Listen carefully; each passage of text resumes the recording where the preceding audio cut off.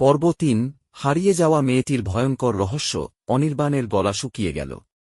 দরজার কাছে দাঁড়িয়ে থাকা ছায়ামূর্তির দিক থেকে ঠান্ডা বাতাস ছুটে আসছিল। সে ভালো করে তাকিয়ে দেখল, এটা কোনো সাধারণ ছায়া নয়, যেন একটা অবয়ব, যার চোখ দুটি কোটরের ভেতর থেকে জল জল করছে। হঠাৎ করেই একটা মিষ্টি অথচ ভয়ানক কণ্ঠস্বর শোনা গেল। তুমি আমার পুতুলটা পেয়েছ। অনির্বাণ আতঙ্কে পুতুলটা হাত থেকে ফেলে দিল। সেই মুহূর্তেই বাড়ির ভেতর থেকে অদ্ভুত ফিসফিসানি শোনা গেল। দেওয়ালের ছায়াগুলো যেন নড়তে লাগল।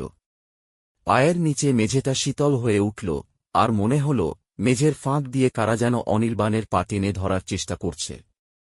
অনির্বাণ ছুটে বাইরে বেরোনোর চেষ্টা করল, কিন্তু দরজাটা আচমকা বন্ধ হয়ে গেল। তার পেছন থেকে মেয়েটির গলা এল, তুমি কি জানো আমাকে কে মেরেছিল? অনির্বাণ শ্বাস নিতে পারছিল না। দরজার কাঠে নখের আঁচড়ের শব্দ হচ্ছে। পিছনে তাকানোর সাহসও পাচ্ছিল না সে। মেয়েটি এবার বলল, যখন আমার বাবা মা আমাকে মেরে পুঁতে দেয়, তখনও আমি আমার পুতুলটা খুঁজছিলাম। এই কথা শোনার পর অনির্বাণের হৃৎপিণ্ড থেমে যাওয়ার উপক্রম হল।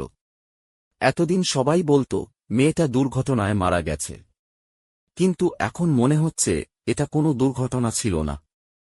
এমন সময় মেয়েটির গলা আরও করুণ হয়ে উঠল, তুমি কি আমার সঙ্গে লুকোচুরি খেলবে? এটা শুনেই অনির্বাণ বুঝতে পারল, এখান থেকে বেরোনোর উপায় একটাই।